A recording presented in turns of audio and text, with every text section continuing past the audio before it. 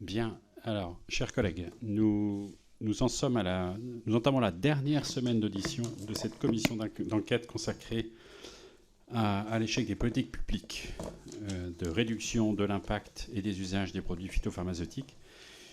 Nous avons deux auditions prévues de cette semaine, pas des moindres, puisqu'il s'agit de deux ministres que nous avons à auditionner. Et ce soir, je suis heureux d'accueillir Monsieur Christophe Béchu, ministre de la Transition écologique et de la Cohésion des territoires. Monsieur le ministre, merci d'être parmi nous. Nous vous auditionnons, comme vous le savez, parce qu'il s'agit d'avoir un examen critique de politique publique interministérielle qui repose sur 4 des plus grosses administrations centrales. Et il y a un point particulier que nous examinons, que nous explorons, c'est la dimension interministérielle de cette politique publique, sachant que il apparaît, et ce n'est pas le cas particulièrement de cette politique-là, que l'interministériel en France, ce n'est pas vraiment notre fort, au sens où il y a beaucoup d'arbitrage ex post, il y a un grand nombre de concertations, ça à n'en pas douter, c'est quelque chose qui est ressorti. Et il manque peut-être de cohésion préalable à la conduite de l'action publique, et en particulier de hiérarchisation de différents objectifs qui peuvent se concurrencer. Je pense que vous allez pouvoir nous en parler, puisque c'est particulièrement le cas de la transition écologique. Il y a l'enjeu carbone, il y a l'enjeu climat, il y a l'enjeu eau, il y a l'enjeu qui se conjugue au sein du gouvernement avec l'enjeu souveraineté alimentaire, protection du revenu agricole. Alors, tout cela n'est pas... forme un ensemble complexe, et c'est un point sur lequel nous souhaitons vous entendre. Donc nous allons vous demander de nous dire comment vous voyez, comment est-ce que vous êtes emparé, comment votre ministère s'est emparé de cette question de la réduction des produits phytopharmaceutiques, comment est-ce que vous en percevez la cohésion, l'articulation avec les différents objectifs de vos collègues, évidemment agriculture, mais aussi recherche, nous verrons Sylvie Retailleau demain. Et j'ai oublié le quatrième que nous avons auditionné, mais santé évidemment, puisque c'est complètement au cœur. Donc voilà, alors nous allons vous écouter pour une intervention liminaire d'une dizaine de minutes, à la suite de quoi le rapporteur va réagir et nous ouvrirons l'échange aux membres de la commission présents. Mais avant, je vous rappelle que cette audition est ouverte à la presse, qu'elle est retransmise en direct sur le site de l'Assemblée nationale, et qu'en vertu de l'article 6 de l'ordonnance du 17 novembre 1958 relative au fonctionnement des assemblées parlementaires, vous êtes tenu de prêter serment, de dire la vérité, toute la vérité, rien que la vérité. Et je vais donc vous demander de lever la main droite et de dire « je le jure ». Je le jure. Je vous remercie, monsieur le ministre, et je vous laisse la parole. Très bien, merci monsieur le président, monsieur le président des Grosailles, monsieur le rapporteur Potier. D'abord, je veux saluer très simplement votre initiative qui vise à essayer de comprendre les raisons pour lesquelles nous n'avons pas atteint les objectifs que nous sommes fixés, alors même qu'ils ont été répétés à plusieurs reprises, qu'ils l'ont été par des majorités qui étaient différentes dans leur composition, et que quand on regarde le chemin qui a été parcouru, au moment où on met en place un nouveau plan éco-phyto, c'est d'autant mieux de se demander ce qui, dans les précédents, n'a pas été au rendez-vous avant de complètement lancer celui que nous sommes en train de finaliser. Vous me permettrez d'un mot très rapide de dire que bien entendu ces plans sont ciblés sur la réduction des usages des produits phytopharmaceutiques, mais il ne vous a pas échappé, vous l'avez d'ailleurs évoqué vous-même dans votre intervention liminaire, monsieur le président, que nous attendons la transition écologique en matière d'agriculture, pas seulement sur les usages de produits, mais sur beaucoup d'autres thèmes que évidemment je n'aurai pas l'occasion de développer puisque ce n'est pas l'angle de votre commission, mais je pense évidemment à la réduction des gaz à effet de serre, à la stratégie nationale biodiversité, aux enjeux d'adaptation. Certains de ces sujets croisent la question de l'usage des produits phytopharmaceutiques. Je pense évidemment à la question de la biodiversité, mais je pense qu'on aura l'occasion d'y revenir. D'autres, pas nécessairement, par exemple en matière de stockage de carbone, ou au contraire, une partie de ces produits peut permettre d'éviter d'utiliser des produits mécaniques qui eux-mêmes peuvent tasser les sols ou conduire à devoir utiliser des moteurs thermiques pour être capable, dans des usages mécaniques, d'obtenir une partie des résultats qui sont recherchés. La question de l'adaptation concerne évidemment l'agriculture et elle a un impact au travers de l'eau sur la question des intrants, puisque la diminution de l'eau prélevable va aboutir à une concentration accrue d'un certain nombre d'intrants sur les points de captage, et montre bien la nécessité qu'il y a sur ce sujet de faire en sorte d'avancer. J'ai bien compris que votre sujet portait aussi sur les améliorations du travail interministériel, pour le dire de cette manière. Je voudrais, avec vous, juste en me retournant sur le chemin parcouru, mesurer que chaque plan éco-phyto s'est accompagné d'un élargissement du nombre de ministères concernés. Et donc que le premier constat du plan éco-phyto était que le caractère purement ministériel ne fonctionnait pas, parce qu'il convenait de faire en sorte qu'il y ait au moins un deuxième ministère qui entre dans la danse, et qui historiquement a été le ministère de l'Environnement au moment d'Éco-Phyto 2. Et je ne peux pas imaginer que le rapport du 23 décembre 2014 de celui qui est notre rapporteur ce soir soit totalement étranger, y compris puisque sa première préoccupation portait sur le fait qu'il ne fallait pas seulement se concentrer sur la question agricole, mais sur la question de la biodiversité, que nous avions dans ce domaine sans doute besoin de davantage renseigner ce qu'était la conséquence sur les milieux, en particulier aquatiques, de l'ensemble de ces éléments. Éco-Phyto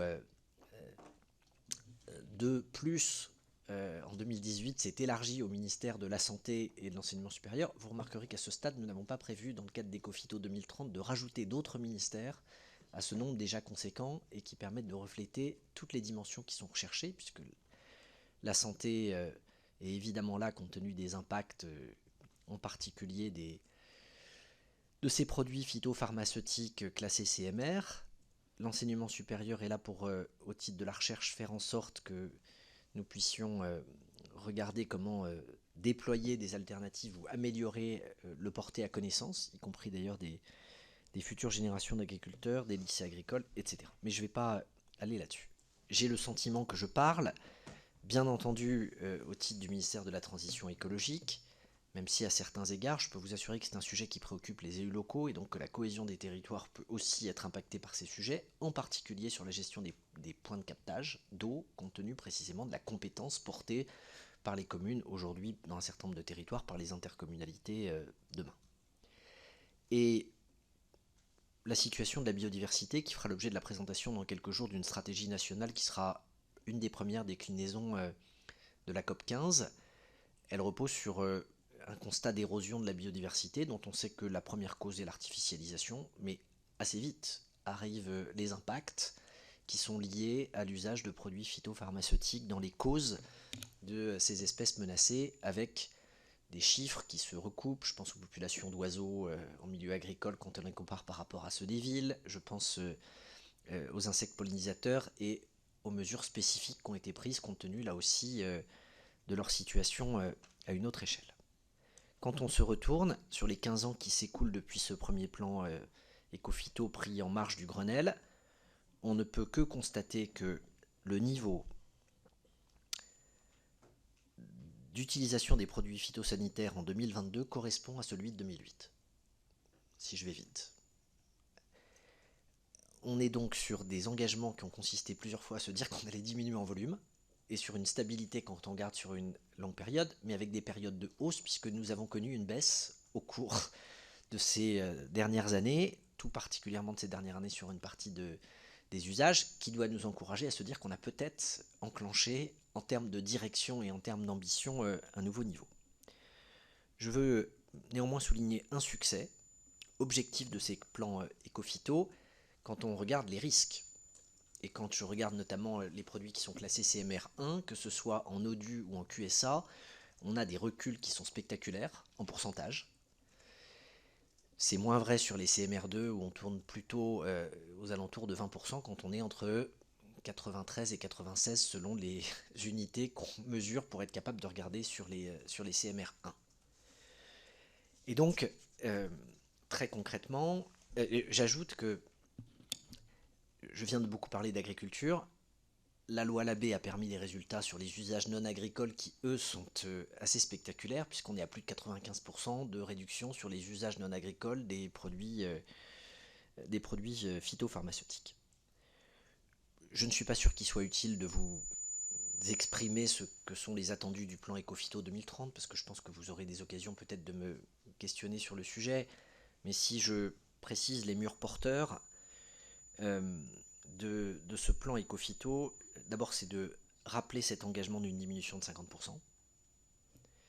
Ensuite, c'est de consacrer des moyens en face, parce qu'on ne peut pas tenir un discours qui consiste à expliquer qu'on va diminuer les usages des produits phytopharmaceutiques, mais qu'on ne laissera pas les gens sans solution si on ne lance pas des programmes de recherche pour trouver des solutions et qu'on se contente d'attendre le moment où on constate qu'il y a une dangerosité avérée pour se dire qu'il faut qu'on lance les recherches. On joue sur un effet retard qui consiste à procrastiner sur chacune des phases, et donc c'est bien en anticipant une partie de ces programmes de recherche qu'on sera capable d'obtenir des résultats de meilleure qualité. J'ajoute que, plus largement, je pourrais évidemment préciser des éléments sur les enjeux de financement. Ce qui est prévu dans le cadre du plan eau, j'en ai dit un mot rapide, doit être additionné à ce plan Ecophyto, puisqu'il y a au travers des moyens que nous consacrons aux agences de l'eau, mais aussi au travers de la systématisation des PGSE, la volonté de pouvoir faire en sorte d'avoir un suivi des points de captage qui, nous le savons, sont un des points de faiblesse tout particulier d'un point de vue sanitaire des dispositifs de protection. Et à ce stade, le PLF qui arrive et qui va consacrer l'augmentation des moyens des agences de l'eau est bien le préalable à des actions extrêmement concrètes qui vont pouvoir venir accompagner les gestionnaires de réseau. Je ne vais pas être beaucoup plus long dans cette intervention liminaire, je préfère me concentrer sur les questions sur lesquelles j'espère que je pourrai satisfaire votre curiosité. Je vous parlerai du recul de mon expérience depuis juillet de l'année dernière, ce qui est à la fois beaucoup et peu dans un certain nombre de domaines pointus, si vous entrez trop dans le détail de certaines catégories. Mais je suis à la disposition de la commission d'enquête, Monsieur le Président, Monsieur le rapporteur. Merci, Monsieur le Ministre, pour ces propos très clairs, concis, qui vont effectivement nous permettre d'avoir une bonne heure devant nous pour pouvoir échanger. Monsieur le rapporteur, je vous laisse réagir. Merci, Monsieur le Président. M'associer à vos remerciements du ministre pour la clarté de ses propos, une forme d'humilité par rapport à la situation que nous sommes en train d'observer. Et puis, nous avons apprécié, c'était le cas également du ministre de l'Agriculture et d'autres, la bonne disposition du gouvernement vis-à-vis de cette commission d'enquête. Vous l'avez pris positivement. Et c'est ainsi que, c'est notre état d'esprit également, on voudrait être utile au débat public. Et on arrive à un moment, vous le savez, où il y a à la fois un plan Ecophyto 30 qui va être stabilisé un an après son annonce, donc début 2024. Nous sommes, c'est demain, je crois que le Parlement européen doit adopter sa position sur le règlement sûr. Bon, après, le chemin est encore long, mais c'est une étape importante. Et puis, il y a également un horizon qui va se dessiner pour un nouveau programme de recherche européen. Donc, nous sommes à un moment où notre commission d'enquête peut faire des propositions qui est des atterrissages politiques, quasi dans les, on va dire dans les mois et dans l'année qui vient. Donc, c'est plutôt une chance. Et on va dialoguer avec vous. Alors, depuis, pour tous les ministres qu'on a pu rencontrer, tous les ministres de l'Agriculture, vous, on ne va pas vous demander de justifier les choix de Barbara Pompili, d'Elisabeth Borne et de tous ceux qui ont précédé, qui ont été aux responsabilités dans cette période. Donc, vous allez échapper à cet inventaire des responsabilités sur 10 ans, parce qu'on ne veut pas vous faire porter toute cette responsabilité. Par contre, on va aller mais vraiment le plus loin possible avec vous, pour comprendre votre perception de ce qu'on peut appeler quand même une incurie, une décennie un peu perdue quant à la recherche des résultats, même s'il y a des bénéfices, et on partage la liste des bénéfices que vous avez établis, on pourrait même l'élargir. Je pense à la prise de conscience, je pense à la formation des agriculteurs, au fonds phytovictimes, etc. Il y a vraiment des avancées, mais globalement, on n'est pas au rendez-vous. La première question que j'ai envie de vous poser, Monsieur le Ministre, elle concerne le débat sur les objectifs. Certains, puisqu'on a échoué, disent ce qui était faux, c'était ce qui était mauvais, c'était les objectifs. Ils sont trop ambitieux. Il faut rester à moins 20% dans 10 ans, il faut être très prudent, etc. À force de se fixer un objectif inatteignable, on finit par désespérer le peuple. Bon. Est-ce que c'est votre point de vue, ou est-ce que vous pensez, au vu de toutes les connaissances qui sont les vôtres, que le moins 50% on a tardé à l'atteindre et qu'il est urgent de confirmer l'objectif du gouvernement et de s'en donner les moyens pour 2030 ? Donc c'est comme ça, question-réponse, vous listez pas les questions, très bien. Mon regret rétrospectif, c'est qu'on n'ait pas fixé une cible sur les CMR1 de manière à pouvoir montrer à la population qu'on atteignait quand même une partie des objectifs qu'on se fixait. Si je suis transparent avec vous, quand je regarde le dossier aujourd'hui, ce qui m'a surpris comme ministre, c'est de découvrir que nous avions sur les produits CMR1 un tel taux de diminution. Et en tant que citoyen, j'entendais le discours sur on ne va pas assez vite sur la réduction des pesticides. Ma conviction, c'est que l'action publique, elle se nourrit d'objectifs ambitieux, mais de débuts de réalisation qui permettent de mesurer qu'on est dans la bonne direction. Et mon regret a posteriori, c'est qu'on n'ait pas eu un objectif global sur les pesticides et un sur les CMR1 et qu'on puisse dire, regardez, on a un des deux objectifs qu'on a été capable d'atteindre parce que ça aurait donné de la confiance aux citoyens sur le process. En revanche, 50% c'est pas pour faire bien. C'est pas la recherche d'une sorte de chiffre magique qui frappe les esprits. Et c'est pas totalement un hasard si il y a un alignement aussi bien dans ce qui sera discuté demain au Parlement européen sur les 50% d'usage et 50% de risque dans le cadre de SUR et dans le plan Ecofito tel qu'on l'imagine. C'est parce qu'aujourd'hui on est capable de documenter l'impact de ces produits sur non seulement la santé dans un certain nombre de cas, mais, et là je reprends totalement ma casquette, sur la biodiversité et en particulier sur les milieux aquatiques. Le constat dans ce domaine, il est malheureusement accablant. Nous avons 1 million d'espèces à l'échelle de la planète qui sont menacées. Pas toutes par les produits phytopharmaceutiques, mais on sait que la part de la menace, en particulier quand on prend des populations et des spécimens d'espèces dans un certain nombre de cas, se corrèle avec une partie des usages. Ce qui est vrai pour les oiseaux, où vous avez globalement une mortalité infiniment plus élevée dans la partie agricole que dans la partie urbaine que dans la partie forestière, recoupe des cartes sur lesquelles nous savons que les conséquences pour l'eau, pour le sol et pour l'air entraînent une partie de ces difficultés. Et donc de manière très concrète, cette ambition, elle correspond aux engagements que nous devons tenir si nous sommes sincères quand nous disons que nous voulons préserver la biodiversité. Merci pour cette réponse. Donc 50% comme cap, et puis un regret sur un indicateur intermédiaire qui aurait donné le moral aux troupes qu'on aurait pu bon. Mais justement, vous m'offrez une transition idéale. Quand on regarde les faits, on en est à je ne sais pas combien d'heures d'audition, ce qui a marché, c'est deux leviers. C'est d'une part les retraits de molécules. Pour les CMR1, c'est pas tant. Hein. C'est pas l'agroécologie, c'est pas le conseil aux agriculteurs, c'est pas le marché, c'est le retrait des molécules. Bon. Et ce retrait des molécules est lié aux travaux de l'AFSA et de l'ANSES. Ces mêmes travaux qui ont été contestés par des membres de votre majorité et qui ont eu des expressions pour le moins ambiguës de la part du ministre de l'Agriculture, qui semblaient remettre en cause la loi de 2014 et notamment la modification du Code de santé publique qui attribuait à l'ANSES la capacité d'évaluer et de gérer les risques en lieu et place du ministre de l'Agriculture et après coup de l'interministérialité. Alors de façon très claire, puisque ça a été le moteur numéro 1 de ce que nous partageons tous comme la seule réussite probante des dernières années, la voie réglementaire, est-ce que vous pouvez nous affirmer aujourd'hui, comme l'a fait votre collègue ministre de l'Agriculture, que vous ne remettrez pas en cause cette loi de 2014 et que si, par hasard, une loi venant du Sénat, je pense à la loi Ferme France, arrivait à l'Assemblée nationale, le gouvernement aurait un avis défavorable?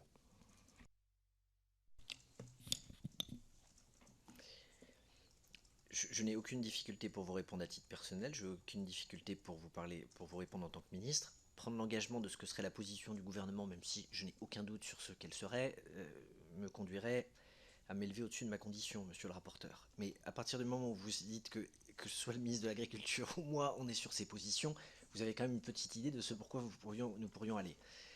Donc bien entendu qu'il n'est pas question de revenir sur un principe qui consiste à faire confiance à la science et à se baser sur les avis qui sont rendus. C'est aussi une des clés de la transparence et de la confiance vis-à-vis des citoyens. Ce qui complique parfois l'analyse, c'est le système à double niveau, avec des autorisations de mise sur le marché des substances actives qui relèvent d'abord de l'échelon européen, puis des procédures nationales, et avec ensuite des votes à l'échelle européenne, ou des positions qui sont prises par la Commission, sur la base des avis ou des positions des agences européennes, parce que quand vous avez des avis qui sont divergents entre des agences européennes et des agences nationales, ça n'est pas de nature à réconcilier le citoyen avec la science. Me dis pas que je vous ai encore servi une transition. Si, parce que avec vous et le président, et je n'en doute pas, notre collègue Anne-Laure Babot, nous sommes dans une compétition du celui qui est le plus européen. Bon, et on a fait ce rêve avec le président de la commission. Je pense que Anne-Laure le partagerait volontiers, vu la tradition politique à laquelle elle est attachée, à ce que demain, il y ait, dans le prochain mandat européen, une harmonisation plus complète, qui tienne compte bien sûr des contextes pédoclimatiques et des zonages qui existent, parce qu'on n'a pas la même politique au Portugal et en Lituanie, ça on peut tous le comprendre, mais par contre qu'il y ait une harmonisation, non seulement de l'évaluation du risque, mais de la gestion du risque à l'échelle européenne, pour des questions de crédibilité, mais aussi de diminution des distorsions de concurrence entre nos producteurs. Est-ce qu'un tel dessin vous paraît pour le moins aimable ? Je dois vraiment répondre à la question de savoir si je trouve le dessin aimable. Donc je vais reformuler. Bon. Clairement, un des sujets que nous avons sont les distorsions de concurrence entre nous, mais je vais aller un chouïa plus loin. C'est potentiellement l'absence de clause miroir qui fait qu'on peut avoir des débats sur les produits qu'on autorise sur nos agriculteurs et qu'on laisse passer nos frontières des produits qui peuvent avoir été conçus, accompagnés, traités avec une partie des molécules que nous refusons de voir appliquer chez nous. Et donc là, on a un premier sujet global. 2, tout ce qui peut permettre de limiter des distorsions de concurrence est préférable parce que ça permet de faire une pédagogie globale et d'éviter de se retrouver avec des acteurs qui, de bonne foi, se disent que pour des raisons écologiques, on va les conduire dans des impasses économiques. Et vous mesurez pleinement, tout particulièrement compte tenu de votre parcours, la difficulté parfois, de bonne foi, d'aller expliquer à des agriculteurs qu'effectivement, on a rajouté des contraintes qui les concernent, qui ne s'appliquent pas à des concurrents qui peuvent quand même vendre dans les rayons de nos supermarchés. Là où j'aurais peut-être un tout petit peu moins d'enthousiasme que vous, c'est que quand je regarde la chronologie des votes de ces derniers mois au sein du Parlement européen, et en particulier la marge particulièrement ténue avec lequel le règlement sur la restauration de la nature est passé, et de la tonalité des discours qui sont tenus au sein de cette enceinte, je ne suis pas sûr qu'une harmonisation demain se ferait uniquement sur la base du mieux-disant. On sent aujourd'hui, globalement sur la transition écologique, une tension avec de plus en plus de députés européens ou de pays qui sont en train d'exprimer qu'on en fait trop, qu'on va trop vite, qu'on impose trop de contraintes, que notre continent par rapport à ceux qui sont autour de lui devrait ralentir. Ça a été extrêmement prégnant avec des débats autour de la restauration des zones humides ou de la préservation d'une partie des espaces. Et donc de ce point de vue, autant je souhaite qu'on ait des approches européennes sur un maximum de sujets, autant je m'inquiète d'une tonalité européenne qui pourrait être moins favorable à la protection de l'environnement pour l'avenir que ce qu'elle a été par le passé. Si je suis totalement transparent. Donc un idéal européen et puis un pragmatisme de souveraineté nationale quand la politique française verrait une régression par des lois européennes. C'est dur à porter politiquement cette contradiction entre notre idéal et puis le réel, mais on la comprend bien et merci d'avoir joué le jeu de répondre à cette question qui est une question de pure prospective, mais qui pourrait figurer comme une des propositions du rapporteur. Nous sommes en train de les rédiger. Vous voulez y ajouter quelque chose ? Un cas pratique. Imaginons un sujet qui concernerait le glyphosate, monsieur le rapporteur, dans lequel vous constatez autour de la table que vous avez 17 pays qui sont prêts à valider une proposition de réautorisation pour 10 ans sans aucune limitation, alors que certains États ont commencé un travail pour regarder comment diminuer l'impact de ce produit, dont certains discutent de l'impact en termes de santé, mais dont personne ne devrait discuter l'impact sur la biodiversité et sur les milieux, de manière générale. Et vous mesurez, dans l'immense difficulté, à trouver un consensus parmi les 10 États qui ne votent pas en faveur de la proposition de la Commission qui propose la réautorisation pour 10 ans. Que même s'il y a un idéal européen, il se heurte à des positions, à des histoires ou à des postures dans un certain nombre d'États qui rend plus complexe qu'on ne le pense la non-régression environnementale, même à cette échelle. Merci. Alors, encore une transition. Voilà un des domaines où il y a à la fois une politique européenne et puis une très grande subsidiarité nationale, c'est la PAC. il y a beaucoup de débats sur cette subsidiarité nationale, hein, qui apparaît pour certains comme une régression. En tout cas, c'est un fait. La France a eu la faculté d'écrire un parcours singulier pour ses producteurs, un contrat entre ses producteurs et la nation. Or, dans le plan Ecophyto 30, 2030, pardon, que vous avez mis en débat, figure la volonté d'engager, alors lentement, hein, une réflexion en 2024, en vue de 2025 peut-être, etc. Ça nous paraît un peu flou et lent, mais le simple fait que vous ayez inscrit, un an après sa mise en œuvre, le besoin d'une révision du PSN n'est-il pas un aveu que ce PSN n'est pas à la hauteur des enjeux écologiques que nous partageons? Et alors, ma question va être plus précise. Et c'est vraiment à l'épreuve de l'interministérialité. Alors, pourriez nous répondre, comme le ministre de l'Agriculture, que c'est guère mieux dans les autres pays, qu'il y a des mesures élitistes que personne ne prend, que l'on a fait des mesures populaires mais qui ne changeront rien, et que finalement on est dans la moyenne européenne. Mais enfin, ça fait pas une politique, hein, et on n'est pas à la hauteur des enjeux. La vérité, c'est, on aimerait vraiment que vous nous disiez comment est-ce que le ministère de l'écologie, dans les débats qui ont prévalu au moment de la fixation des règles du PSN, a pesé, ou est-ce qu'on a eu un dialogue uniquement entre la profession et le ministère de l'Agriculture? D'abord, je finis sur le début de votre interpellation. À l'occasion d'un des derniers conseils européens, juste après le vote, le premier vote sur la position de la Commission, je me suis retrouvé avec mes collègues membres de l'écologie et de l'environnement. Et tous ont expliqué le fait qu'ils ne pouvaient pas arrêter une position à titre perso sans avoir consulté en interministériel chez eux les ministres de l'Agriculture par rapport à ce que nous pourrions décider. Donc, de ce point de vue, et y compris dans des pays de plus petite taille où on peut penser que l'interministérialité fonctionne de façon plus rapide. J'ajoute que, sans critique, mais le moment que nous avons passé avec ce Conseil des ministres franco-allemands et ce temps avec nos homologues a aussi permis de mesurer la complexité qu'il pouvait y avoir là-bas sur des sujets comparables au débat que nous avons ici. Par exemple, la question du loup, sur un sujet très lointain de celui qu'on évoque, entre le ministère de l'écologie et le ministère de l'agriculture en Allemagne, fait manifestement l'objet de débats à peu près comparables à ceux que nous avons chez nous dans des circonstances différentes. J'arrive au PSN et à la place du ministère de l'écologie. Non, l'interministérialité,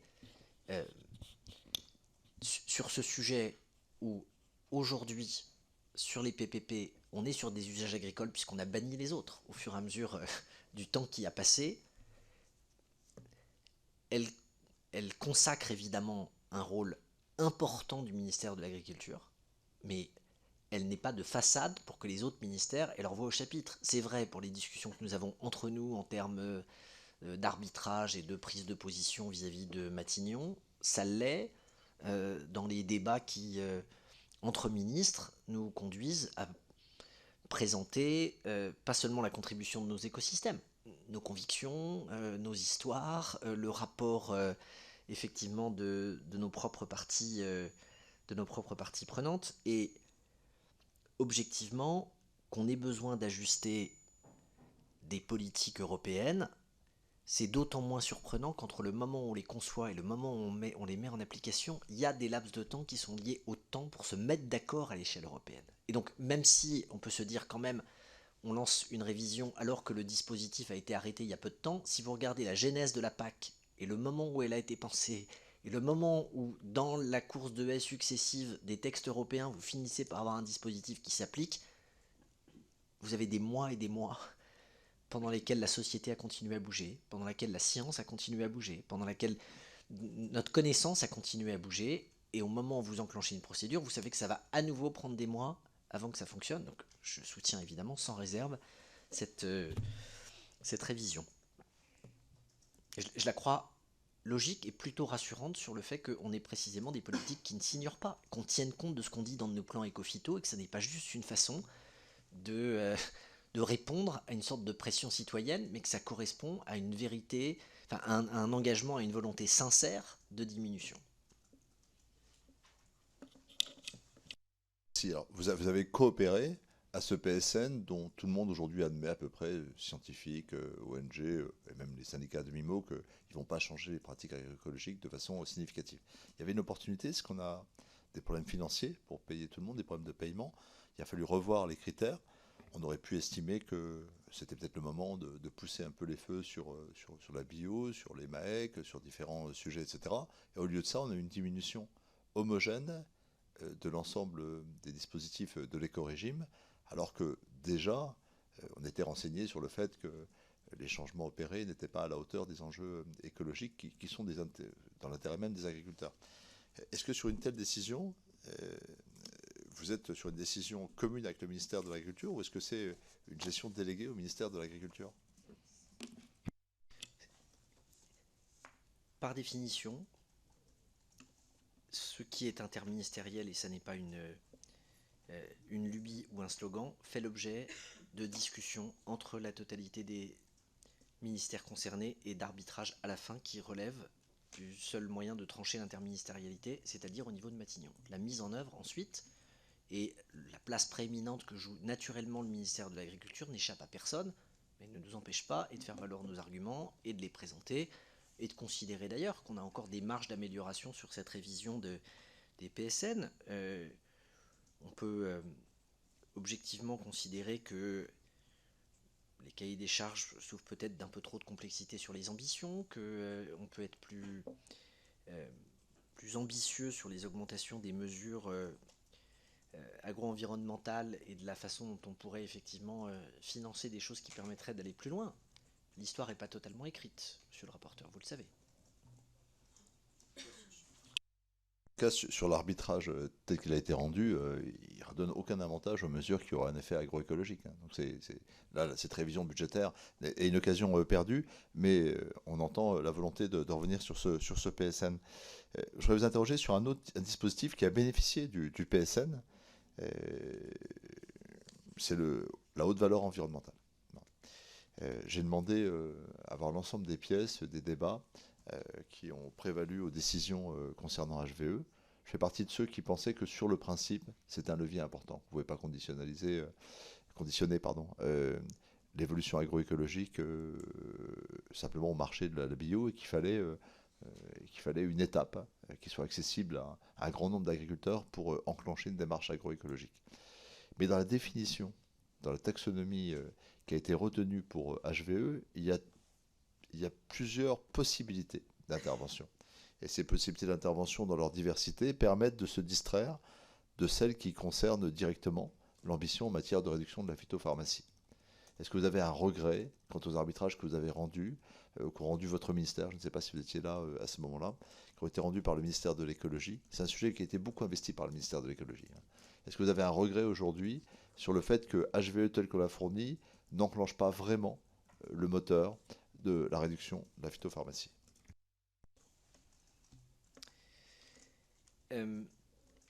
Plusieurs éléments de réponse. D'abord, je n'ai pas été associé personnellement au label pour une question de calendrier de date, pas pour une question fonctionnelle pour vous répondre. Ensuite, j'entends dans votre intervention et dans votre réponse que vous avez, vous, à titre personnel, évolué sur le sujet. Ma réponse est la suivante. On a besoin de miser sur l'agroécologie, on a besoin de miser sur le bio, on a besoin de faire progresser tout ce qui nous permet de diminuer les intrants, de diminuer la pression sur les ressources. Et la planification écologique, elle repose sur un doublement des surfaces bio en 2030, y compris pour des questions de préservation de la biodiversité, d'atténuation, d'adaptation. Mais on ne pourrait pas se satisfaire de l'idée qu'on aurait 20% des gens qui seraient en bio et 80% des agriculteurs qui n'auraient pas bougé. Qu'on ait des labels qui poussent à faire en sorte de regarder comment on améliore. C'est pas ce que je dis que vous dites, mais c'est ma réponse. Et donc très concrètement, je considère que des labels comme cela, ils permettent de bouger, ils permettent d'aller faire en sorte d'enclencher des mouvements. Une des difficultés dans l'agriculture, notamment quand on la compare par rapport à l'industrie, sur les changements et sur les évolutions de modèles, c'est qu'on joue sur du vivant. 2, c'est qu'on a un âge moyen des exploitants qui permet parfois de comprendre pourquoi certains investissent, passent la marche, ou d'autres n'entament pas des processus de conversion qui n'auront pas nécessairement le temps d'amortir pour des raisons qui sont y compris des raisons économiques. Et 3, c'est de bien prendre en compte derrière qu'on a des réalités de marché. On doit donc évidemment se pencher sur les conditions des labels, mais se préoccuper aussi que ceux qui sont vertueux bénéficient des décisions que nous prenons. Et ça, c'est l'application des Galim, c'est le suivi très concrètement de la part de bio dans les cantines pour qu'on puisse faire en sorte de renforcer le dispositif. C'est le fait d'éviter des importations qui ne sont bonnes ni pour l'écologie ni pour le revenu d'une partie de nos agriculteurs, en faisant attention aux accords que nous passons d'un point de vue international. Et tous ces éléments, ensuite, ils seront de nature à crédibiliser des ambitions sur le cahier des charges. Je veux juste témoigner d'une chose, c'est que je suis frappé dans les rencontres à leur demande que j'ai pu avoir avec les jeunes agriculteurs, de la façon dont on a une génération qui est en train d'arriver et qui ne se préoccupe pas du mot ou du label, mais qui se préoccupe de prendre le wagon de la transition de façon effective et concrète. Deux questions encore pour laisser à notre collègue au président la capacité à vous interroger. J'en ai plein d'autres, mais je veux leur laisser cette possibilité. Vous avez été au premier plan investi auprès d'Antoine Peillon dans son exercice de planification. Et j'ai eu l'occasion de saluer, même comme député de l'opposition, le travail remarquable qui a été fait. Un travail d'une métrique, une recherche d'une cohérence. Comment est-ce qu'on bouclait le cycle du carbone, celui de la biomasse, celui du cycle de l'azote, etc. Enfin, c'est un travail qui est assez remarquable. Je dois l'interroger prochainement. On doit s'appeler, on doit se rencontrer, saisir des documents, mais j'espère qu'on peut s'épargner ce moment-là. Mais j'aimerais savoir exactement comment la question de la phytopharmacie et de sa diminution a été mise en cohérence avec les autres objectifs qui sont ceux de la décarbonation, qui sont ceux de notre souveraineté alimentaire et des besoins en biomasse pour l'énergie. Est-ce que vous avez le souvenir d'avoir participé à des débats où ces enjeux étaient parfois en contradiction? Je le dis parce que dans la société civile court cette petite musique que la priorité c'est la décarbonation et que finalement sur les phytos on pourrait un peu lever le pied ou passer, le mettre en second plan. Et est-ce que ce type de questions, qui sont des questions extrêmement complexes, difficiles à résoudre, vous avez eu à participer à des arbitrages ou à comprendre comment est-ce que la trajectoire proposée permettait de concilier réellement le moins 50%, souveraineté alimentaire, décarbonation, production de biomasse, etc. etc. Je poursuivrai avec Antoine Peillon, mais j'aimerais avoir la version de Christophe Béchu. Bon, c'est une question compliquée parce que c'est un an de boulot, c'est des dizaines de réunions, avec pour certaines un vrai lead objectif quand on était sur des enjeux de transition écologique, pour d'autres des temps partagés là aussi en interministériel avec d'autres ministres, et puis pour certains des temps qui se sont passés où j'ai été plus, comment dirais-je, plus spectateur d'acteur d'une partie des discussions hyper techniques sur une partie des filières. Si je résume, sur les questions qui dépendent de mon périmètre ministériel, que sont les transports, que sont les bâtiments, on a produit des propositions, on a discuté des hypothèses, on a négocié potentiellement ce que pouvaient être des souhaits d'aller dans telle ou telle direction. On a discuté des sous-jacents budgétaires qui rendaient crédible le fait d'aller imaginer un nombre de rénovations, un accompagnement des collectivités territoriales, etc. Ensuite, il y a un champ sur lequel on a beaucoup travaillé avec le ministère de l'Agriculture, qui est la question de la biomasse. Parce que la forêt, elle est au croisement du stockage, de la préservation de la biodiversité, et comme il n'y a pas que la question de l'atténuation dans la planif, mais qu'il y a également la question de la stratégie nationale de biodiversité et la question de l'adaptation du 4 degrés et donc des îlots de fraîcheur, enfin je ne vous refais pas tout l'article, mais qui compte, là-dessus on a eu pas mal d'échanges. Et puis indirectement, sur les biodéchets, et sur la capacité à les produire potentiellement du compost qui relève des collectivités territoriales et qui peut remplacer une partie en termes d'engrais de ce qu'on peut imaginer par ailleurs, il y a eu quelques points de jonction. En revanche, je n'ai pas personnellement participé à un temps sur la trajectoire des produits phytopharmaceutiques reliés à la planification écologique de façon concrète. On a rapidement évoqué, pour autant que je m'en souvienne, une des questions sur les productions de ces engrais, sur la manière dont on les importait, sur les conséquences potentielles par rapport à ceux qui les fabriquent, mais c'était marginal par rapport aux questions que vous posez qui sont plus précises sur la contribution effective. Je regrette parce que, par exemple, sur la question de la trajectoire de diminution des engrais azotés, qui est très liée à la maîtrise de la phytopharmacie, Ça fait des années, ça a commencé avec Julien de Normandie, on l'a alerté plusieurs fois dans le Parlement en disant mais il faut commencer tôt, sinon ça va être on va tomber devant un mur, un jour on n'acceptera plus cette dépense fossile, les effets extra, etc. On va avoir un problème de souveraineté, pétrole, ou gaz, on va avoir un problème d'effet sur le dérèglement climatique. Donc il faut anticiper ce sujet. Or, dans la loi climat, qu'est-ce qu'on a fait? On a dit il faudrait commencer à réfléchir, à bricoler, enfin, etc. Donc il n'y a pas eu des débats dans la trajectoire de transition écologique. Comment est-ce qu'on maîtrisait les engrais azotés sous leurs différentes formes? Deux, pour maîtriser les phytos, comment est-ce qu'on gardait la biomasse néanmoins nécessaire? C'est des sujets absolument capitaux.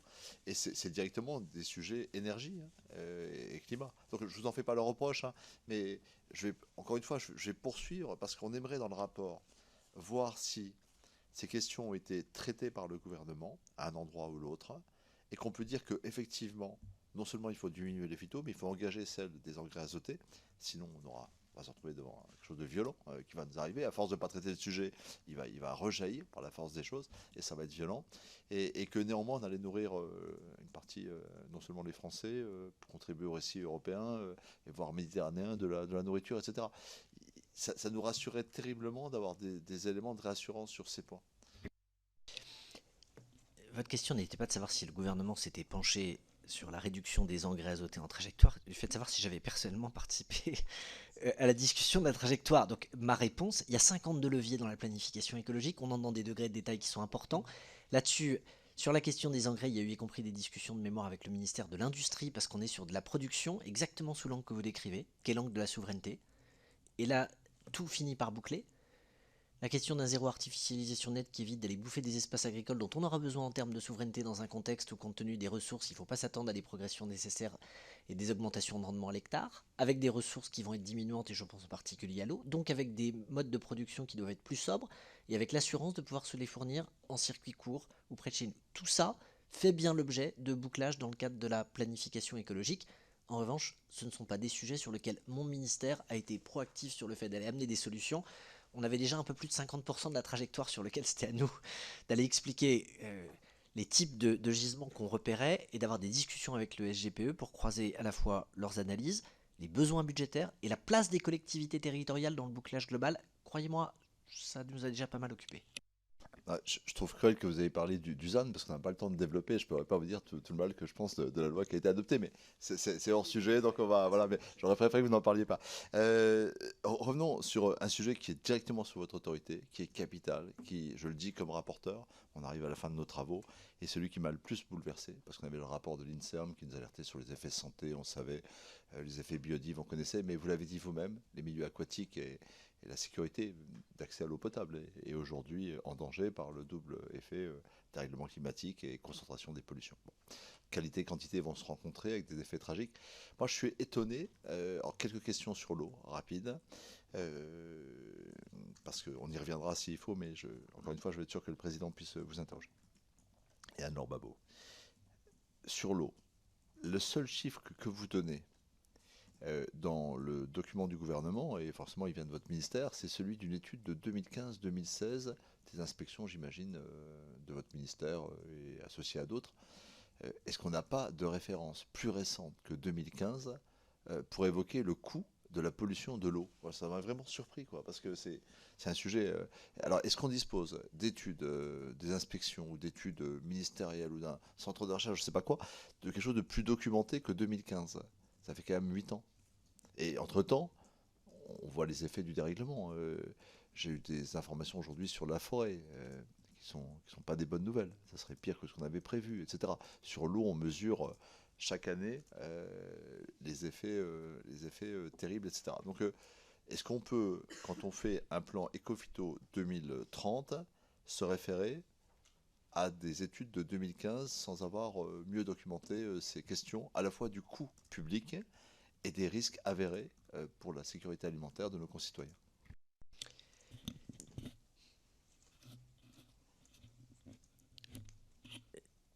L'été de mon arrivée, j'ai vécu aux premières loges un épisode de sécheresse qui m'a conduit à mesurer ce qui étaient les trous dans la raquette en matière de politique de l'eau.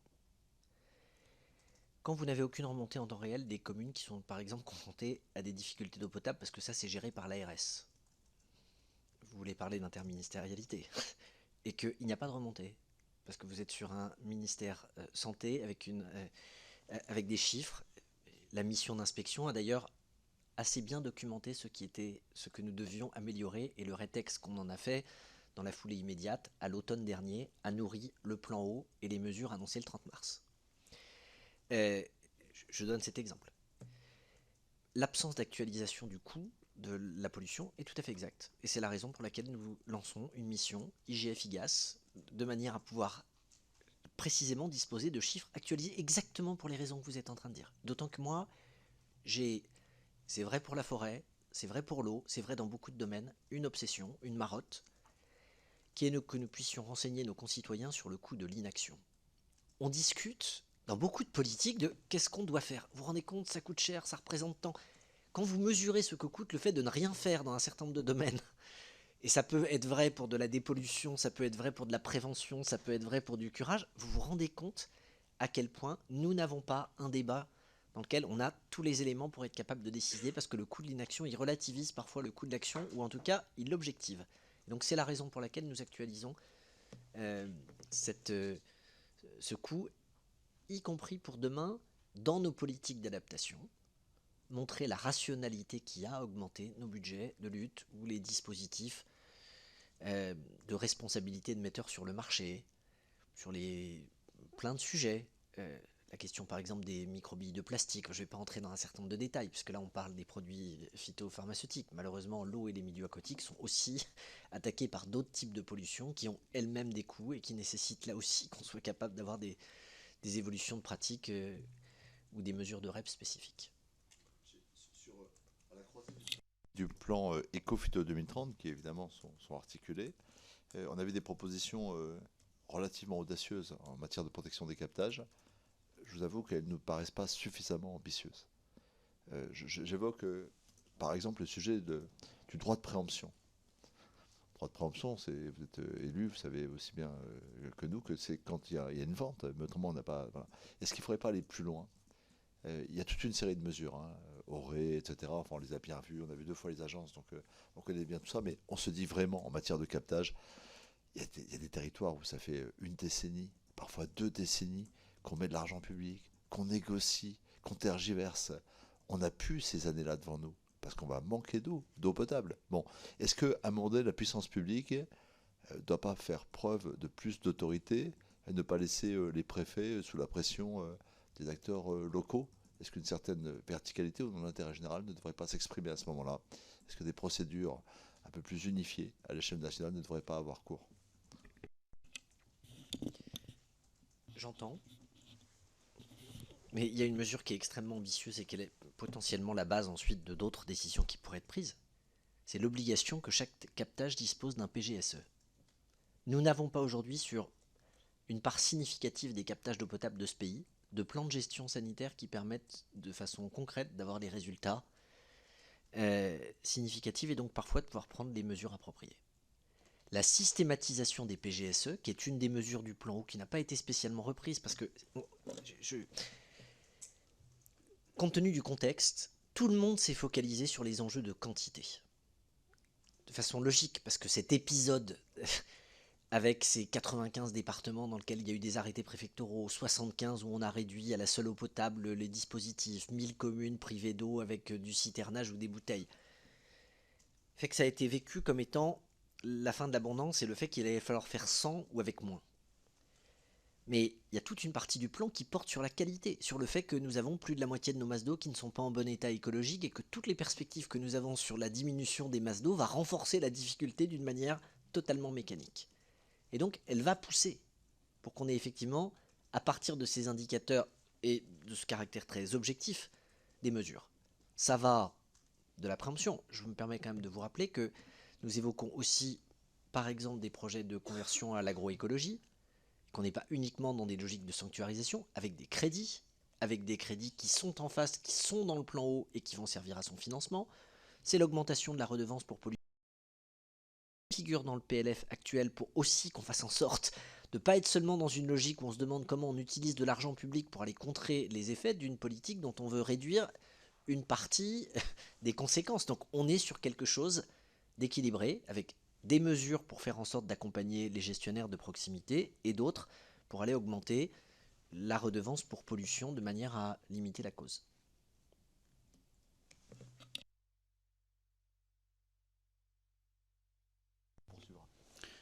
Monsieur le ministre, pour ma part, il y a 3 points qui ont été abordés, en fait, sur lesquels je souhaiterais revenir, juste pour creuser un tout petit peu. S'agissant de vision partagée entre les administrations centrales concernées au premier chef par ces enjeux de transformation. Là, je parle en tant qu'ancien directeur d'Interpro, société civile. Je peux témoigner du fait que lorsque vous travaillez dans le secteur agricole, je rebondis sur le fait que vous avez évoqué une rencontre avec les jeunes agriculteurs, ce que je trouve en soi super, que le ministre de la Transition écologique rencontre un syndicat agricole. Lorsque vous travaillez dans ce secteur-là, vous n'êtes pas le bienvenu au ministère de la Transition écologique, au ministère de la Santé. C'est du vécu. Hein. C'est-à-dire que ce sont les administrations centrales, telles que moi j'ai pu le percevoir, et y compris comme député depuis quelques années, que je perçois comme rivales. Et qui font arbitrer par le Premier ministre des positions qui sont souvent, à la base, pas conciliables. Donc ma question, elle va porter sur un point précis. Est-ce que, en tant que ministre de la Transition écologique, vous considérez qu'il faut aller vers une agriculture qui se passe totalement de chimie, ou est-ce que vous pensez que l'objectif, y compris de reconceptualisation des systèmes, de réintroduction de polyculture élevage, de haies vives, de tout ce travail avec ce qu'a évoqué le rapporteur sur le cycle de l'azote, d'autonomie protéique de notre paysage agricole, il pourra quand même, il ne faut pas renoncer à l'idée que le recours à la chimie puisse être pertinent, puisse être utile. Le glyphosate est emblématique de cette question. Vous l'avez évoqué dans votre propos liminaire. Vous le savez très bien. Un produit, c'est toute la différence entre le risque et le danger. L'exposition au danger, qui est le risque. Et ça sera ma deuxième question. Je vais d'abord vous laisser répondre à celle-là. Le politique peut décider que cette exposition au danger, sous certaines conditions, de façon réglementée, peut être acceptable, parce que souhaitable, pour l'intérêt général. Donc est-ce que, par exemple, justement, le glyphosate peut être utile pour cette transformation agroécologique, dans certains cas, avec des restrictions d'usage drastiques, un durcissement d'un tas de points de vue des politiques publiques de recours aux produits phytopharmaceutiques, dit autrement à la chimie. Votre position et votre ministère fait-il arbitrer par le Premier ministre un écart entre une administration centrale qui pousse vers une agriculture sans chimie et une autre qui pousse pour faire valoir que le recours à la chimie, on ne s'en passera jamais? Ok. Vu les niveaux auxquels nous sommes en termes d'usage, il y a loin par rapport à un monde agricole dans lequel il y aurait zéro chimie. Si on tient ce plan éco-phyto avec cette baisse de 50%, je nous donne rendez-vous, quelles que soient les responsabilités qu'on occupera, pour savoir combien de marge de moins 50% on est encore capable de faire, compte tenu d'un certain d'usages pour lesquels aujourd'hui, sans chimie, nous n'avons pas de réponse. Et pour lesquels une approche simpliste pourrait consister à dire on n'a qu'à tout supprimer, sauf que la réalité à laquelle nous sommes soumis, y compris parfois pour aller limiter d'autres impacts environnementaux qui sont liés aux alternatives à la chimie, peuvent exister. J'ai rapidement évoqué la question mécanique, la question du tassage des sols, etc. En revanche, de bonne foi, on ne peut pas contester aujourd'hui qu'on a une dépendance à la chimie qui est trop grande, à des produits dont la dangerosité n'est pas seulement potentielle, mais est avérée, et donc qu'on a des marges considérables d'amélioration. Avec des auxiliaires, avec des schémas de culture combinés, avec des programmes de recherche alternative, avec du biocontrôle. Chaque mois, c'est en moyenne 6 solutions de biocontrôle supplémentaires qui sont mises sur le marché pour faire en sorte d'avoir des alternatives et des choses qui progressent. Donc, de là où je vous parle, et avec l'horizon temporel qui est le mien, aussi loin que je regarde, et ça ne va pas très loin au-delà de 2030, c'est déjà presque manquer d'humilité que de savoir comment se terminera la décennie compte tenu de la vitesse à laquelle vont certaines choses. Je ne vois pas une agriculture dans laquelle on se passe totalement de chimie, mais je vois des marges de diminution qui sont telles que ça vaut le coup de se concentrer sur elles. Merci, très clair. Du coup, dans le prolongement, ma question porte sur le rôle du politique et je voudrais revenir sur la loi de 2014 évoquée par le rapporteur. Et là-dessus, tout à fait sciemment, je fais valoir un point de vue différent, hein, avec une nuance, dirais-je, de celui qui a été évoqué par le rapporteur. Cette loi de 2014 a le mérite évident de renforcer la confiance que peuvent avoir les concitoyens dans la décision de mise en marché, de la décision de la gestion du risque, en la confiant à une agence indépendante. Et vous l'avez même évoqué, il ne sera jamais question de remettre en cause le rôle de la science. D'un autre point de vue, la gestion du risque est une décision politique. Et on est nécessairement, s'agissant de gérer le risque, l'exposition en danger, sur une approche de ce qui est acceptable. Confier la décision de ce qui est acceptable à une agence indépendante, dont la question se pose de savoir devant qui elle est responsable, ça participe aussi du discrédit du politique. Et paradoxalement, de la crise de confiance dans les élus, dans les institutions. Quelle est votre position là-dessus ?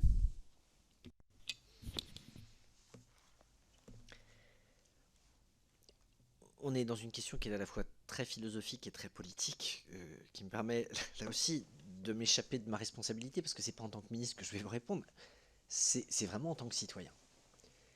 Il y a une part, je considère qu'à la fin la décision doit revenir aux politiques, pour une raison très simple. C'est que sinon, on accélérera une forme de discrédit des scientifiques dans un certain nombre de cas parce qu'on n'aura pas, parce que personne n'assumera la décision et que tout le monde se repassera la patate chaude. Si je dois vous répondre de manière un peu triviale, voilà très exactement ce que je dirais. Et qu'il arrive parfois qu'en termes de science, et de ce point de vue, le Covid en a été un exemple, que tous les scientifiques ne soient pas d'accord entre eux. Et la nuance, elle se trouve dans le probable, dans le potentiel, ou dans le avéré, dans le degré de risque qui est associé à une intensité d'exposition, à une présence, à une distance. Les paramètres sont tels qu'à la fin, qu'il y ait une instance qui tranche et qu'elle bénéficie d'une légitimité démocratique pour faire ça, ça me semble souhaitable. Je ne crois pas à un monde dans lequel celui qui assume la responsabilité, c'est celui qui a eu la meilleure note au concours.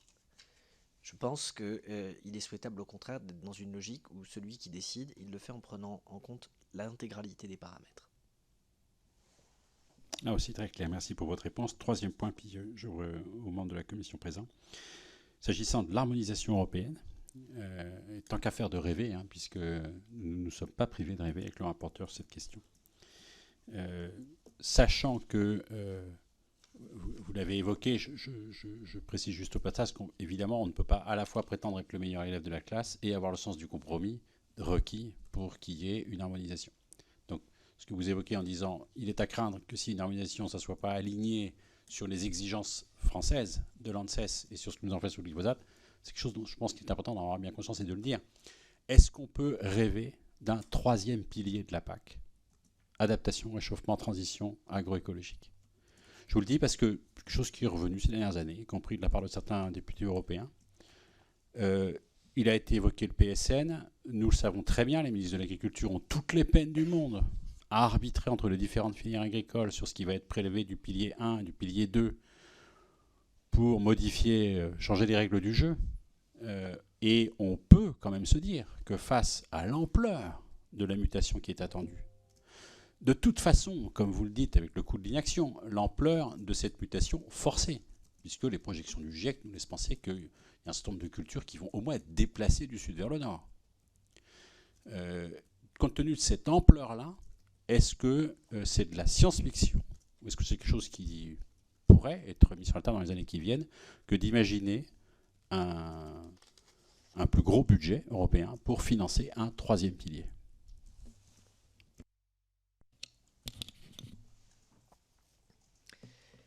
Alors, d'abord, on a un enjeu, avant de discuter du pilier de la PAC, je vais vraiment le redire avec beaucoup de simplicité et beaucoup de force. Mais nous ne pourrons pas continuer à autant importer en Europe de produits agricoles qui viennent de l'extérieur tout en prétendant ne pas faire preuve d'une forme d'hypocrisie environnementale ou écologique. Que ce soit en termes de bilan carbone, en termes de réglementation, moi j'ai beaucoup de mal à comprendre qu'on ne soit pas beaucoup plus clair sur les clauses miroirs. Il y a eu un règlement particulièrement courageux dans ce domaine de lutte contre la déforestation, avec un contrôle par satellite dans lequel on dit nous allons exiger d'un certain nombre de pays tiers qui puissent délivrer des certificats d'importation reposant sur la certitude que ça n'est pas sur la déforestation que du caoutchouc, de l'huile de palme, de la viande de bœuf a été produite. Avoir les récriminations des Brésiliens aujourd'hui, et sans doute compte tenu de la personnalité du président argentin élu hier, des Argentins sont trop tardés sur ce type de sujet. La tentation d'un certain nombre de pays européens de ratifier l'accord de libre-échange Mercosur.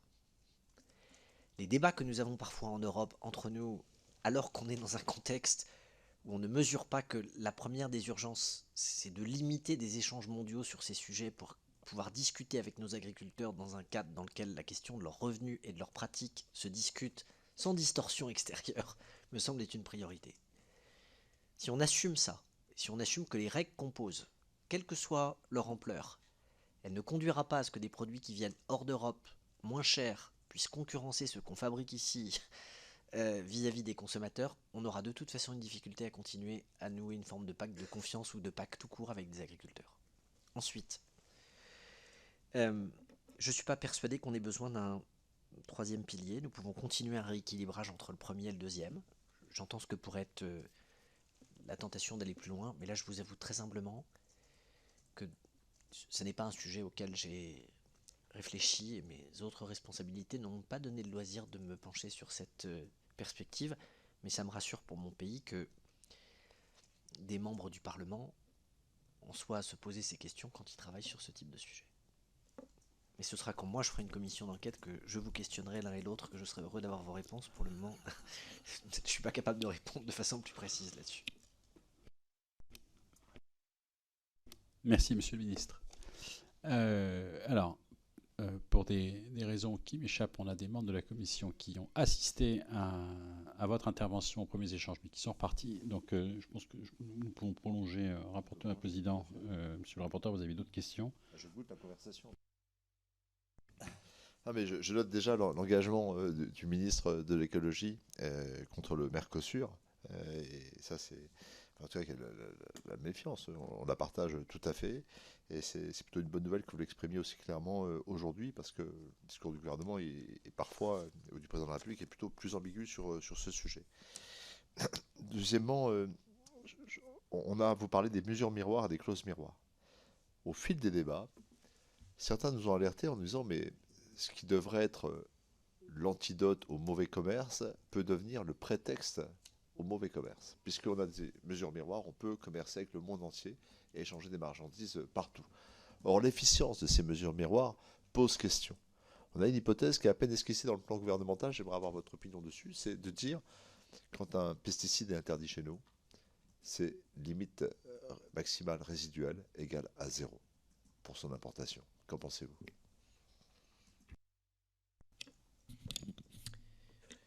D'abord, je partage l'idée qu'il ne faut pas se tromper d'indicateur. Et donc la clause miroir, elle vise non pas à ensuite totalement se dédouaner, mais à faire en sorte qu'on ait des mises en cohérence. Et donc j'entends l'argument qu'il faut savoir jusqu'où ne pas aller trop loin, etc. Je dis juste que ça devrait être une base et non pas un sujet dont on débat thème par thème, mais que de manière générale, quand on applique des règles, on explique qu'effectivement elles valent pour l'extérieur. Et donc très concrètement, à partir du moment où on exige de ceux qui produisent ici un résidu zéro, on ne peut pas tolérer que le résidu ne soit pas zéro pour ceux qui veulent vendre.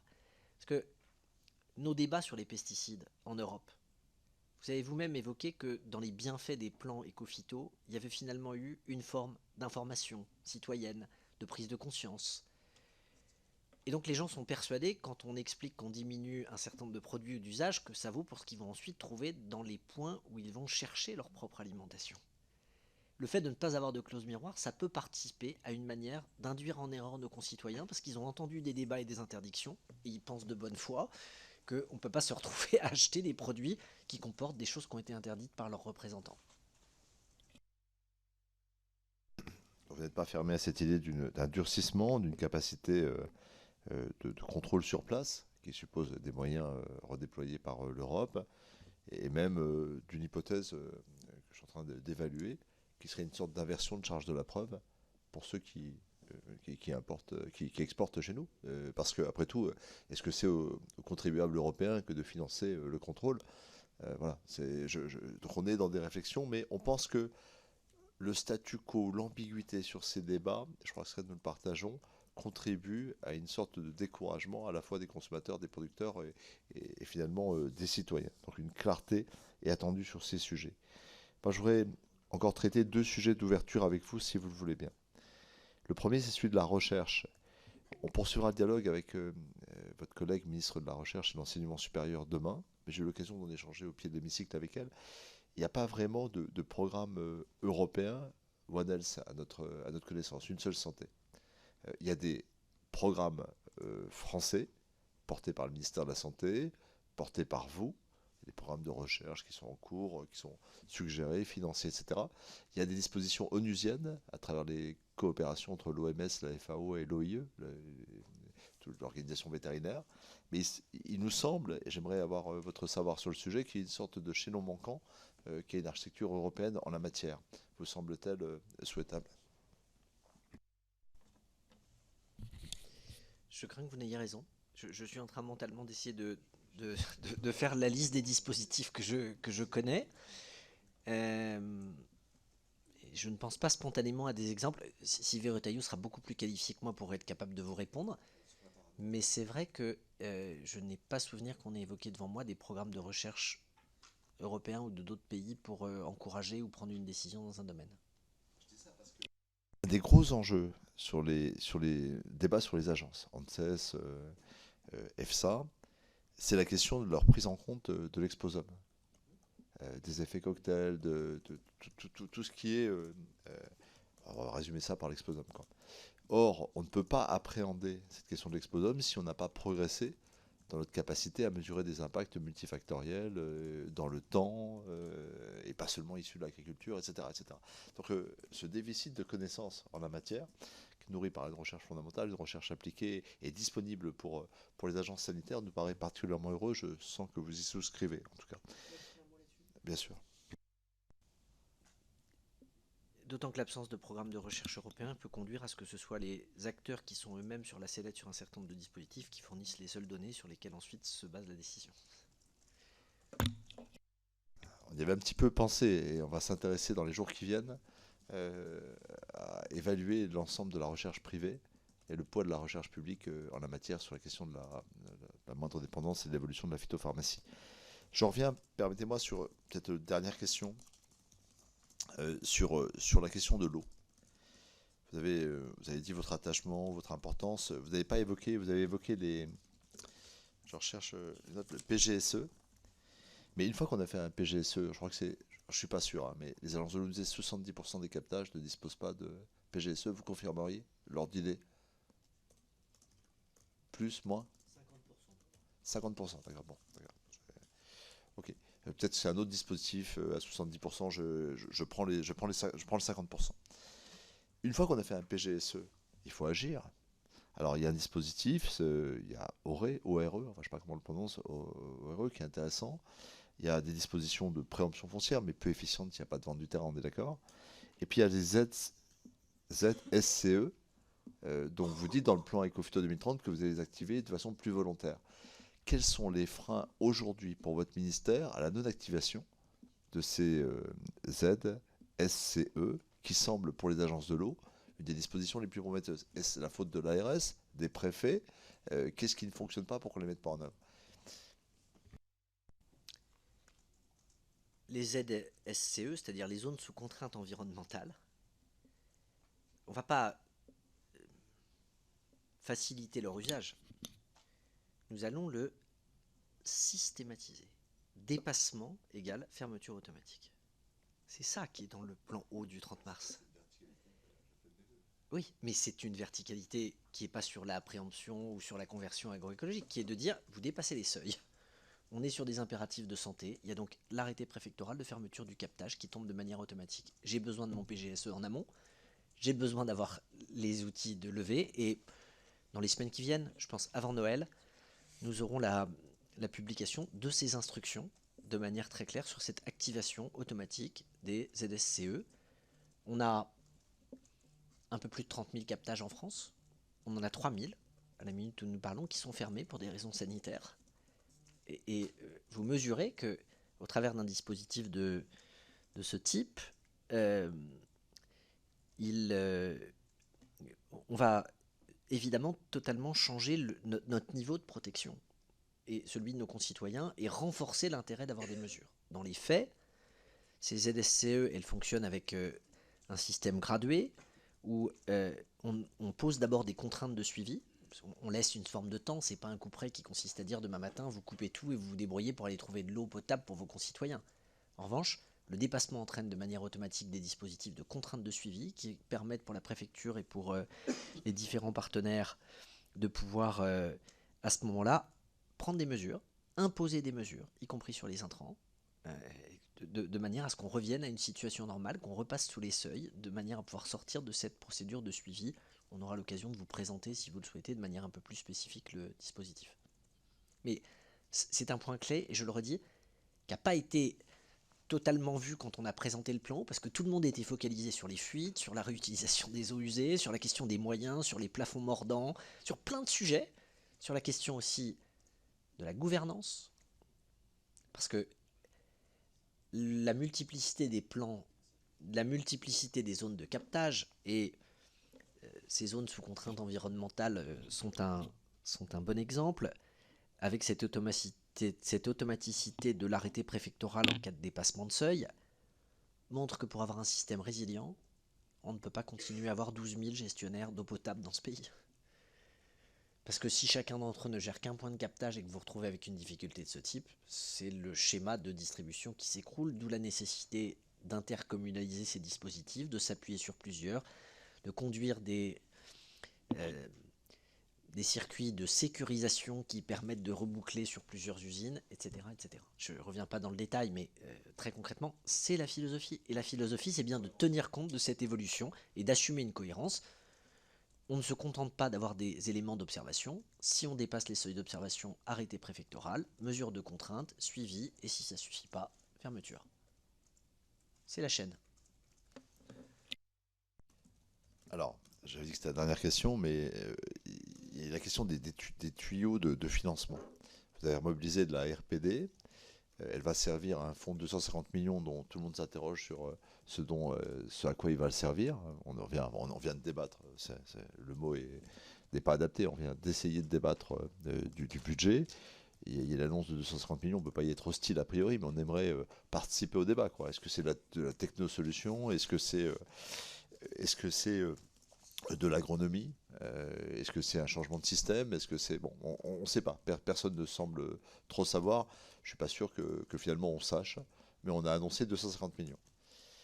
Quand on prend le rapport d'inspection qui a été publié un petit peu sous la contrainte en 2021, qui reprend l'ensemble des financements Ecofito, il est pointé par l'ensemble des inspections le fait que c'est véritablement une usine à gaz, qui a beaucoup de pertes et qui n'a pas de gouvernance partagée.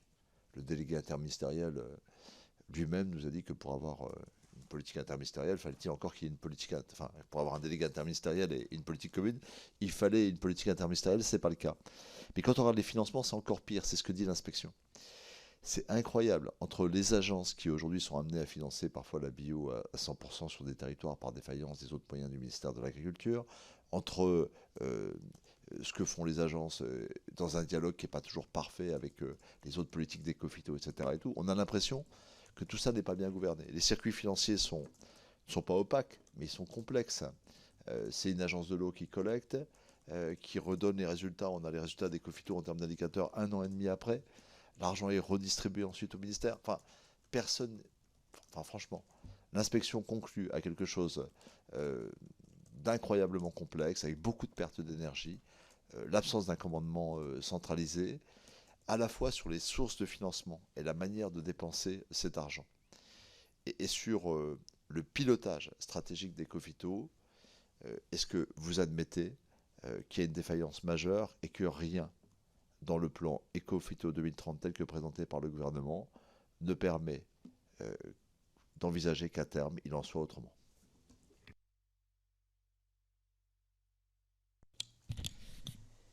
Votre commission d'enquête, elle arrive précisément à un moment où on est en train de finaliser, d'ajuster des dispositifs. Et donc le moment où elle rendra ses conclusions pourra aussi éclairer l'interministérialité dont vous êtes en train de questionner des limites par rapport au plan précédent. Donc j'ai pas toutes les réponses parce qu'on a obtenu des engagements financiers. Le calage par exemple de la manière dont on va ajuster ces sommes, est-ce qu'on les arrête pour une année ? Est-ce que c'est l'année 2024, entre guillemets, sur laquelle on a une maquette et qu'on s'autorise ensuite à ce que les choses puissent bouger? On a à la fois besoin d'avoir un budget qui soit ambitieux pour montrer qu'on prend ce sujet au sérieux et en même temps sans doute de garder une part de souplesse ou d'humilité parce qu'on aura des besoins en début de période qui ne correspondra pas forcément à ce qu'on verra ensuite.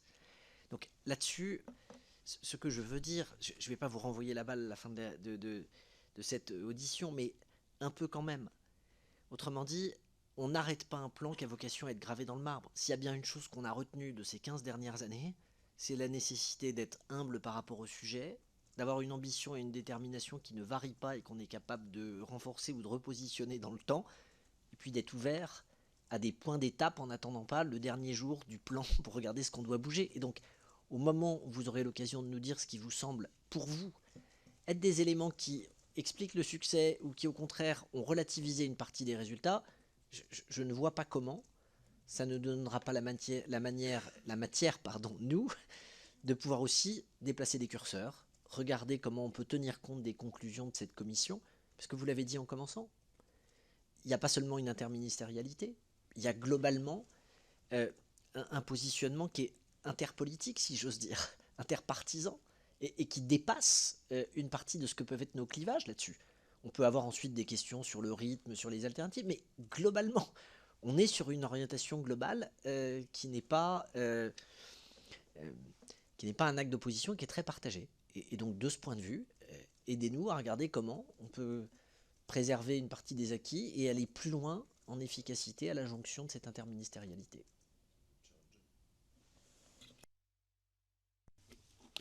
Monsieur le ministre, un grand merci pour la qualité de vos réponses, le temps que vous avez pris avec nous. Voilà,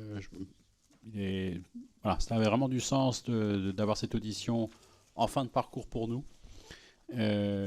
parmi toutes les personnalités que nous auditionnons. Et donc, merci encore pour votre venue. Je vais lever cette séance et vous informer que nous aurons notre dernière audition demain à 16h30. Bonne soirée à tous.